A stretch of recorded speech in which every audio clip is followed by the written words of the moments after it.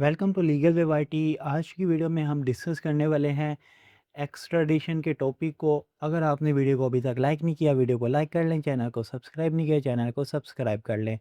तो चलिए फिर बिना टाइम वेस्ट किए आज का वीडियो लेक्चर शुरू करते हैं। तो यहाँ पे हमारे पास सबसे पहले इंट्रोडक्शन है। इंट्रोडक्शन में बताया गया है कि जब भी कोई पर्सन किसी स्टेट में क्राइम कमिट करता है तो वो स्टेट उसको पनिश करता है। मगर क्या हो जब वो पर्सन एक स्टेट में क्राइम कमिट करे और वो क्राइम कमिट करने के बाद किसी दूसरे स्टेट में भाग जाए ताकि उसको कोई भी पनिश ना कर सके, तो उस सूरत हाल में क्या होगा। ऐसी सूरत हाल में हमारे पास जो कॉन्सेप्ट आता है वो आता है एक्सट्रेडिशन का। एक्सट्रेडिशन का कॉन्सेप्ट कहता है कि एक स्टेट किसी दूसरे स्टेट से ये रिक्वेस्ट कर सकता है कि एक पर्सन जिसने हमारी स्टेट में क्राइम किया वो भाग कर आपकी स्टेट में आ गया है, तो इसीलिए अब आप उस पर्सन को हमारे हवाले कर दो ताकि जो उसने क्राइम कमिट किया है हम उसे उस क्राइम के लिए पनिश कर सकें। क्योंकि अगर एक स्टेट में एक टेरिटरी में क्राइम कमिट हुआ है तो वो स्टेट उसी टेरिटरी तक अपनी पावर को एक्सरसाइज कर सकता है, वो किसी दूसरे स्टेट की टेरिटरी में जाके अपनी पावर एक्सरसाइज नहीं कर सकता। अगर वो ऐसा करेगा तो दूसरे स्टेट की सॉवरेनिटी जो है वो अफेक्ट होना शुरू हो जाएगी। तो इसीलिए आप सिर्फ दूसरी स्टेट से ये रिक्वेस्ट कर सकते हो कि जिस पर्सन ने हमारी स्टेट में आके क्राइम किया है उसे आप हमारे हवाले कर दो ताकि हम उसे पनिश कर सकें। और यही चीज़ कहलाती है एक्सट्रेडिशन। इंट्रोडक्शन हम देख लेते हैं कि वो कह रहा है एक पर्सन जिसने क्राइम कमिट किया है उसको उसकी जो रिस्पेक्टिव गवर्नमेंट होती है वो अपनी यूरिसडिक्शन के अंदर रहते हुए उसको पनिश करती है। मगर कभी कभार ऐसा होता है कि जब कोई पर्सन क्राइम कमिट करता है और वो क्राइम कमिट करने के बाद वो एरिया से सक्सेसफुली भाग जाता है किसी दूसरी स्टेट में। और भागता क्यों है? ताकि वो पनिशमेंट से बच सके। ऐसी सूरत हाल में हमारे पास कॉन्सेप्ट आता है एक्सट्रेडिशन का। एक्सट्रेडिशन एक ऐसा प्रोसेस है जिसमें एक स्टेट रिक्वेस्ट करती है किसी दूसरी स्टेट को कि वो हमारे हैंड ओवर कर दे उस पर्सन को जिस पे क्राइम का इल्ज़ाम है। और क्राइम किधर कमिट हुआ? उनकी अपनी टेरिटरी में। तो जो रिक्वेस्टिंग स्टेट होता है यानी कि जो रिक्वेस्ट कर रहा होता है वो अपनी पावर एक्सरसाइज नहीं कर सकता किसी दूसरी स्टेट में जाके। उसकी पावर सिर्फ उसकी स्टेट तक ही एक्सरसाइज हो सकती है क्योंकि वो पर्सन अब दूसरी स्टेट में भाग गया है, उनके बॉर्डर से बाहर चले गया है। तो इसीलिए अब वो रिक्वेस्टिंग स्टेट अपने बॉर्डर से बाहर जाके अपनी पावर या अपनी जुरिस्डिक्शन एक्सरसाइज नहीं कर सकता। यही आपका कॉन्सेप्ट था एक्सट्रेडिशन का। उसके बाद हमारे पास मीनिंग और डेरिवेशन है कि एक्सट्रेडिशन का मीनिंग क्या है और ये कहाँ से डिराइव हुआ है। हमारी जो एक्सट्रेडिशन टर्म है ये दो लैटिन वर्ड से डिराइव होके हमारे पास आती है। पहली जो टर्म है वो है एक्स और दूसरी क्या है? ट्रेडिशियो। ये दो वो टर्म्स है जिससे हमारे पास लफ्ज़ निकल के आता है एक्स ट्रेडिशन। एक्स का मतलब होता है आउट ऑफ और ट्रेडिशियो का मतलब होता है हैंड ओवर करना या डिलीवर करना। तो एक्सट्रेडिशन का मतलब हुआ किसी एक पर्सन को हैंड ओवर कर देना एक स्टेट से किसी दूसरी स्टेट को। अगर आपको यहाँ से मटेरियल याद करने में मुश्किल होती है आप ये सिंपल स्केच भी याद कर सकते हैं कि एक्सट्रेडिशन जो टर्म है उसको ड्राइव किया गया है लैटिन टर्म से एक्सट्रेडियम, जिसमें पहला वर्ड है एक्स जिसका मतलब होता है आउट ऑफ या फ्रॉम, और दूसरा वर्ड है हमारे पास ट्रेडिटम या ट्रेडिशियो जिसका मतलब है हैंड ओवर करना, डिलीवर करना या गिव अप कर देना। इसके बाद जो हमारे पास एक्सट्रेडिशन टर्म है इसको यूज़ किया गया था, इसको पॉपुलराइज्ड किया गया था वोल्टेयर की जानिब से। कब? 18th सेंचुरी में। और इसकी बेस आपको लैटिन में भी मिलती है और फ्रेंच लैंग्वेज में भी इसकी आपको रूट्स मिल जाएंगी। अभी हमने लैटिन में तो देख ली, लेकिन इसके अलावा अगर आप फ्रेंच की तरफ जाएं वहाँ भी आपको एक्सट्रेडिशन कॉन्सेप्ट की रूट्स देखने को मिलेंगी। उसके बाद हमारे पास डेफिनेशंस हैं। सबसे पहले मैं आपके साथ सिंपल डेफिनेशन को डिस्कस कर लेता हूँ। एक्सट्रेडिशन एक ऐसा फॉर्मल लीगल प्रोसेस है जिसमें क्या होता है, एक स्टेट जिसका क्या नाम है? रिक्वेस्टेड स्टेट, वो क्या करता है? सरेंडर करता है एक पर्सन को किसी दूसरी स्टेट को। अब वो दूसरी स्टेट का क्या नाम है? रिक्वेस्टिंग स्टेट और टेरिटोरियल स्टेट। क्यों सरेंडर करता है? ताकि वो ट्रायल फेस कर सके या उसको पनिशमेंट दी जा सके उस क्राइम की जो कि उसने कमिट किया है रिक्वेस्टिंग स्टेट की जुरिस्डिक्शन में। अब आसान अल्फाज में इसको मैं आपको समझाता हूँ कि एक स्टेट सरेंडर कर रहा है एक पर्सन को किसी दूसरी स्टेट को। अब जो स्टेट को सरेंडर किया जा रहा है वो रिक्वेस्टिंग स्टेट है, उसने रिक्वेस्ट की दूसरी स्टेट से तभी सरेंडर किया जाएगा। तो जो स्टेट रिक्वेस्ट कर रहा है उसको बोलेंगे रिक्वेस्टिंग स्टेट या टेरिटोरियल स्टेट। टेरिटोरियल स्टेट इसीलिए बोला जाता है, ये वो टेरिटरी होती है जिसमें क्राइम कमिट हुआ है। तो जिस टेरिटरी में जिस स्टेट में क्राइम कमिट हुआ है वो आपकी होगी रिक्वेस्टिंग स्टेट और टेरिटोरियल स्टेट।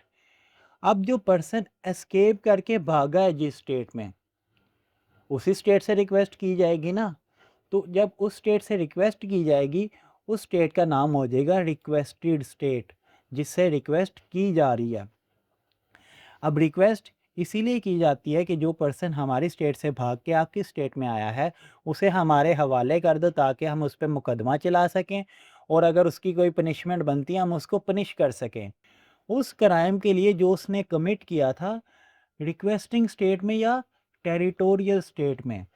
उसके बाद हमारे पास डेफिनेशन है ब्लैक्स लॉ डिक्शनरी की।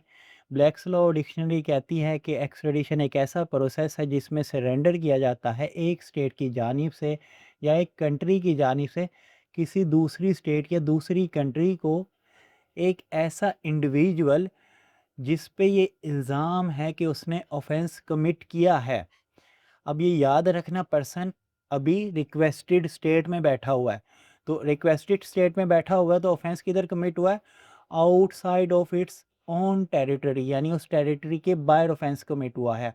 और किधर कमिट हुआ है, with in the territorial jurisdiction of other, किसी दूसरी स्टेट की टेरिटोरियल जुरिस्डिक्शन में, जो कि कॉम्पिटेंट है, जो कि इस काबिल है कि उस पर वो मुकदमा चला सके और उसको पनिश कर सके। तो वो जो रिक्वेस्टिंग स्टेट है वो क्या कर सकता है, डिमांड कर सकता है उस पर्सन को सरेंडर किया जाए।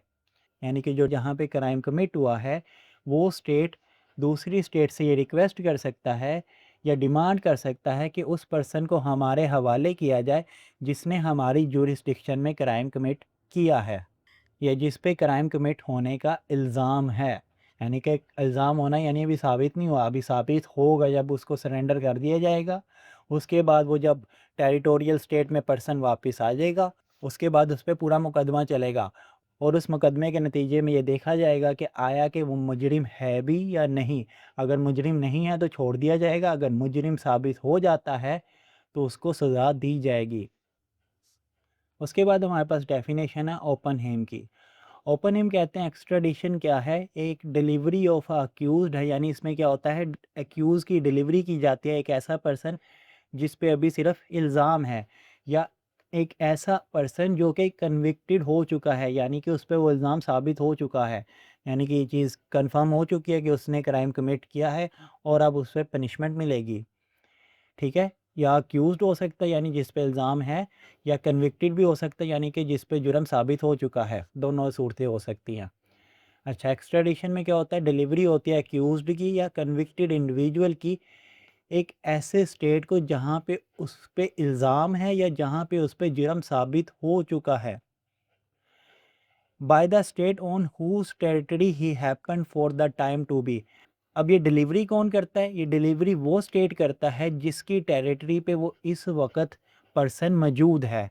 ये डिलीवरी उस स्टेट की जानिब से होती है। उसके बाद हमारे पास डेफिनेशन है जे.जी. स्टार्क की।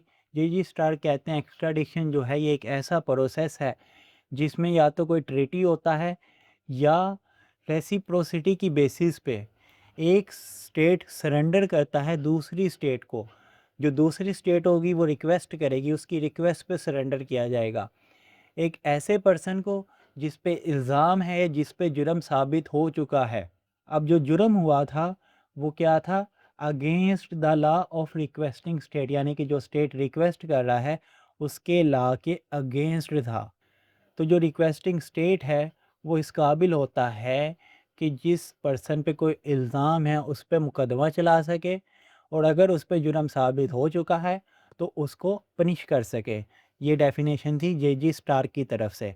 वो कह रहा है कि एक ऐसा प्रोसेस है जिसमें या तो कोई ट्रीटी होता है या रेसिप्रोसिटी की बेसिस पे। रेसिप्रोसिटी होता है अगर आप किसी के लिए कोई कर रहे हो, आप अगले से भी कोई चीज़ एक्सपेक्ट करते हो। तो जब एक स्टेट किसी दूसरे पर्सन को कोई पर्सन दे रहा है, तो वो दूसरी स्टेट से भी यही एक्सपेक्ट करता है कि आइंदा हमारा पर्सन आपकी स्टेट में आता है कोई जिसने क्राइम कमिट किया हुआ है, तो हम भी आपसे यही बिहेवियर एक्सपेक्ट करते हैं। ये होता है प्रिंसिपल्स ऑफ रेसिप्रोसिटी, यानी आप अगर किसी को कुछ दे रहे हो, बदले में आप या तो कुछ एक्सपेक्ट कर रहे हो या तो कुछ ले रहे हो, गिव एंड टेक। जी। उसके बाद हमारे पास व्यूज़ हैं ग्रूटियस के। ग्रूटियस कहते हैं कि ये ड्यूटी है हर स्टेट की, या तो उसको पनिश करे जो पर्सन ने क्राइम कमिट किया है, या उसको एक्स्ट्राडाइट कर दें, यानी कि उसको हवाले कर दें उस स्टेट के जहाँ पे क्राइम कमिट हुआ है। ये जो आइडिया है ये बेस करता है एक ऐसे प्रिंसिपल पे जो कि है ओथ दिधीरे ओथ जुडिकारे, यानी कि या तो उसको दूसरी स्टेट के हवाले कर दो जहाँ क्राइम कमिट हुआ है, या तो उस पे खुद मुकदमा चला लो, खुद उसको प्रोसिक्यूट करो, खुद इन्वेस्टिगेशन करो कि उसने क्राइम कमिट किया है या नहीं। अगर आप खुद इन्वेस्टिगेशन कर रहे हो कि उसने क्राइम कमिट किया है या नहीं, अगर क्राइम उसका साबित हो जाता है तो उसको पनिश करो। अगर ये नहीं कर सकते तो दूसरी स्टेट के हवाले कर दो जहाँ पे उसने क्या किया, क्राइम कमिट किया है। तो ये व्यूज़ थे हमारे पास ग्रोटियस के। उसके बाद है हमारे पास पार्टीज इन एक्स्ट्रेडिशन।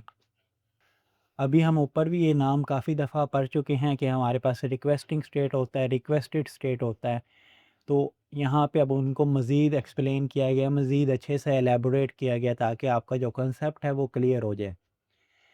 एक्स्ट्रेडिशन के प्रोसेस में दो पार्टीज़ होती है। एक होता है आपका रिक्वेस्टिंग स्टेट जिसको दूसरा नाम देते हैं टेरिटोरियल स्टेट। रिक्वेस्टिंग स्टेट वो कंट्री होती है या वो स्टेट होता है जहाँ पे क्राइम कमिट हुआ होता है, जहाँ पे ऑफेंस कमिट हुआ होता है। और रिक्वेस्टेड स्टेट दूसरी पार्टी होती है, ये वो स्टेट होती है जहाँ पे पर्सन एस्केप करके भाग जाता है। और भागता क्यों है, ताकि वो पनिशमेंट से बच सके या कन्विक्शन से बच सके। और ये वो स्टेट होती है रिक्वेस्टेड स्टेट जिसको रिक्वेस्ट रिसीव होती है, और ये स्टेट डिसाइड करता है कि अब इसने उस पर्सन को किसी दूसरी स्टेट के हवाले करना है या नहीं। ये इस स्टेट की मर्ज़ी है। ये हो सकता है उस पर्सन को ना हवाले करे दूसरी स्टेट के, भले उसने रिक्वेस्ट की हो सकता है दूसरी स्टेट के रिक्वेस्ट करने पे दूसरी स्टेट को वो पर्सन दे दिया जाए। ये अब रिक्वेस्टेड स्टेट की मर्ज़ी होगी।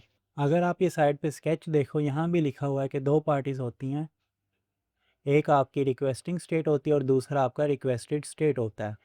रिक्वेस्टिंग स्टेट जो है वो रिक्वेस्ट करती है एक्स्ट्राडिशन के लिए, किससे, रिक्वेस्टेड स्टेट से। रिक्वेस्टिंग स्टेट रिक्वेस्ट कर रही है रिक्वेस्टेड स्टेट से। और जो आपकी रिक्वेस्टिंग स्टेट होती है वो कौन सी स्टेट होती है, जहाँ पे क्राइम या ऑफेंस कमिट हुआ होता है। और रिक्वेस्टेड स्टेट वो होती है जहाँ पे पर्सन एस्केप करके भाग चुका है ताकि वो पनिशमेंट से बच सके। उसके बाद हमारे पास मैगज़ीम है जिस पे एक्सट्रेडिशन का कॉन्सेप्ट बेस करता है, और वो मैगज़ीम है हमारे पास ओथ दिदीरे ओथ जुडिकारे। ये वो मैगज़ीम है जहाँ से हमारे पास एक्सट्रेडिशन का कॉन्सेप्ट निकल कर आता है, और इसी की बेस पे एक्सट्रेडिशन का कॉन्सेप्ट बेस करता है। ये मैगज़ीम कहता है या तो एक्स्ट्राडाइट कर दो या तो प्रोसिक्यूट कर दो। एक्स्ट्राडाइट से मुराद या तो जिसने क्राइम किया उस बंदे को हमारे हवाले कर दो, अगर हमारे हवाले नहीं करना तो आप उस पे ख़ुद मुकदमा चलाओ, उस पे ख़ुद लीगल प्रोसीडिंग इनिशिएट करो और उसे पनिश करो। ठीक है, ये वो मैगज़ीम है जिस पे एक्स्ट्रेडिशन का कॉन्सेप्ट बेस कर रहा है। इस प्रिंसिपल का मतलब ये है, ये प्रिंसिपल ये कहता है कि जिस स्टेट में क्रिमिनल भाग के गया है, या तो वो हैंड ओवर कर देगा उस क्रिमिनल को उस स्टेट को जहाँ पे उसने क्राइम किया। अगर वो हैंड ओवर नहीं करता तो वो उसको प्रोसिक्यूट करेगा। ठीक है, ये आपका प्रिंसिपल था, ये आपका मैगज़ीम था जिस पे एक्सट्रेडिशन का कॉन्सेप्ट बेस करता है। उसके बाद हमारे पास एक और प्रिंसिपल है, उसमें थोड़ी सी चेंजिंग है, जो कि है ओथ पोनीरे ओथ ददीरे, यानी कि या तो पनिश करो उसको जो कि एस्केप कर गया है पनिशमेंट से, या तो उसको हमारे हवाले कर दो, या तो उसको हमें सरेंडर कर दो। ठीक है, ये भी वही बात करता है जो कि पहले वाला मैगज़ीम बात कर रहा था, लेकिन यहाँ पे बस एक वर्ड आके चेंज हो गया है कि पनिश कर दो या हमारे हवाले कर दो। बात ये वही कर रहे हैं लेकिन थोड़ी-सी वर्डिंग चेंज है।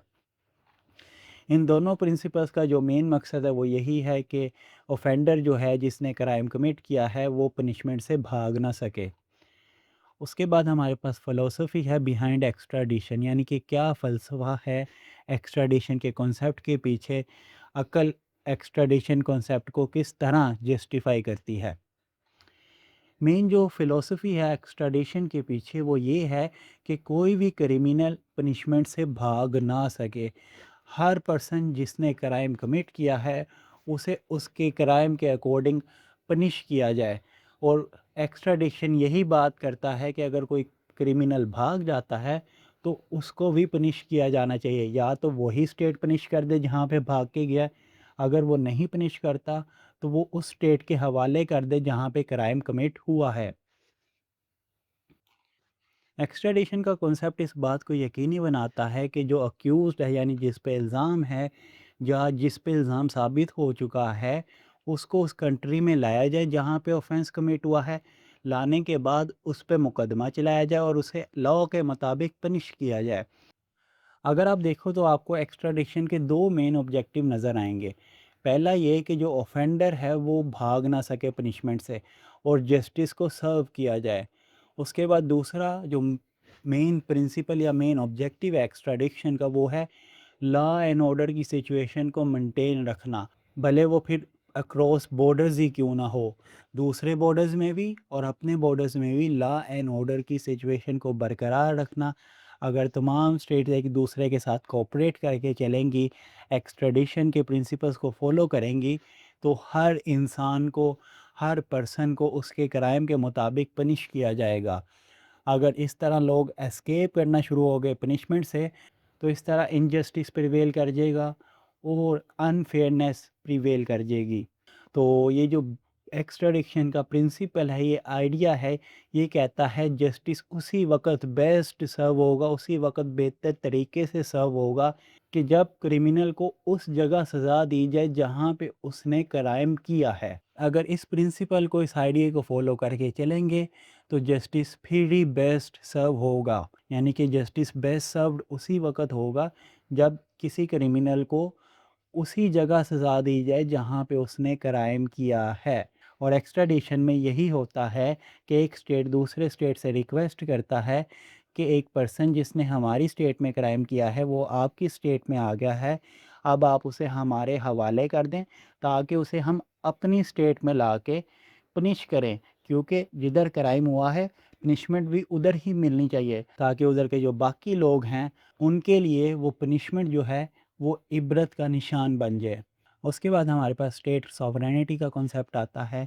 ये वो कॉन्सेप्ट है जो कि एक्स्ट्राडिशन के कॉन्सेप्ट पे किसी हद तक लिमिटेशन लगाता है, किसी हद तक एक्स्ट्राडिशन के कॉन्सेप्ट को कमज़ोर करता है। क्योंकि जब एक पर्सन किसी दूसरी स्टेट में भागकर चले गया तो अब वो दूसरी स्टेट की मर्ज़ी है कि वो आपके हवाले करती है या नहीं।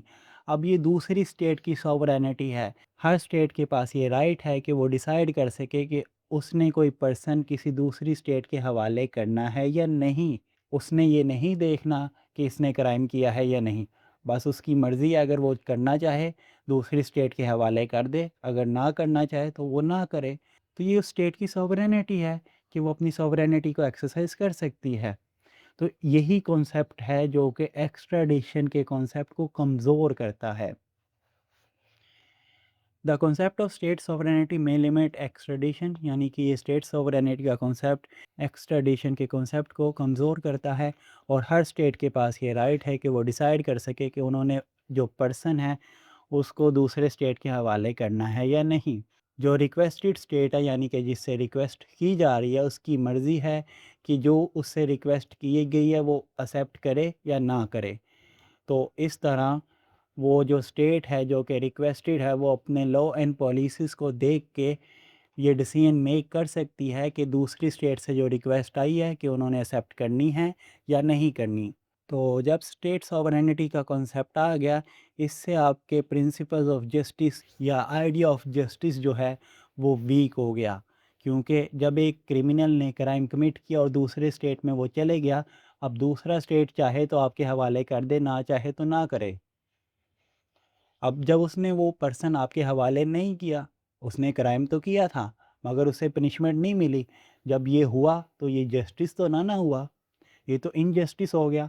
यानी कि ये जो स्टेट सॉवरेनिटी का कॉन्सेप्ट है, ये जस्टिस के मद्दे मुकाबिल भी आ गया, ये इसका तज़ाद जस्टिस के साथ भी हो गया।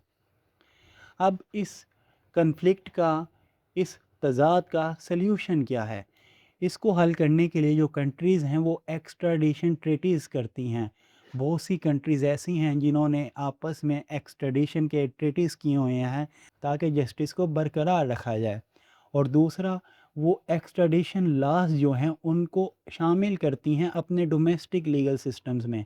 एक्स्ट्राडिशन के जो भी लॉज हैं जब वो आपके लोकल सिस्टम में शामिल हो जाएंगे तो आप अपने लॉज और पॉलिसीज़ के तहत या अपने जो आपने ट्रीटीज़ किए हैं उनके तहत, अगर दूसरा स्टेट आपसे कोई डिमांड करता है कि हमारा पर्सन आपकी जुरिस्डिक्शन में आ गया है, आप उसको हमारे हवाले कर दो, तो under the principles of your treaty और लॉज एंड पॉलिसीज़ आप वो पर्सन को दूसरे स्टेट के हवाले कर देते हो। इस तरह आपकी सॉवरेनिटी भी बरकरार रहती है और जस्टिस भी बरकरार रहता है।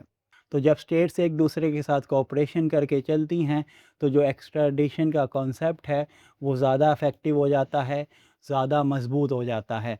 हर स्टेट की सॉवरेनिटी भी बरकरार रहती है और जस्टिस भी बरकरार रहता है। तो आज की वीडियो के लिए बस इतना ही था। आज की वीडियो में हमने मेन एक्स्ट्राडिशन का कॉन्सेप्ट कवर किया कि आखिर एक्स्ट्राडिशन का कॉन्सेप्ट है क्या, उस पे मुख्तलिफ़ ऑथर्स की डेफिनेशन देखी, हमने मेन पार्टीज़ देखी और उसके बाद हमने फ़िलोसफी भी देखी जिस पे एक्स्ट्राडिशन का कॉन्सेप्ट बेस कर रहा है। इसके अलावा हमने मैगज़ीन्स भी देखे जो कि एक्स्ट्राडिशन से रिलेट करते हैं। तो आने वाली वीडियो में हम फर्दर इसी टॉपिक को डिस्कस करेंगे। आप मुझे नीचे कमेंट सेक्शन में बताएं आपको ये वीडियो कैसी लगी। अगर वीडियो में कहीं भी कोई भी इशू आ रहा हो तो आप मेरे से नीचे कमेंट सेक्शन में पूछ सकते हैं। तो मैं मिलता हूँ आपसे अगली वीडियो में, तब तक के लिए अल्लाह हाफिज़।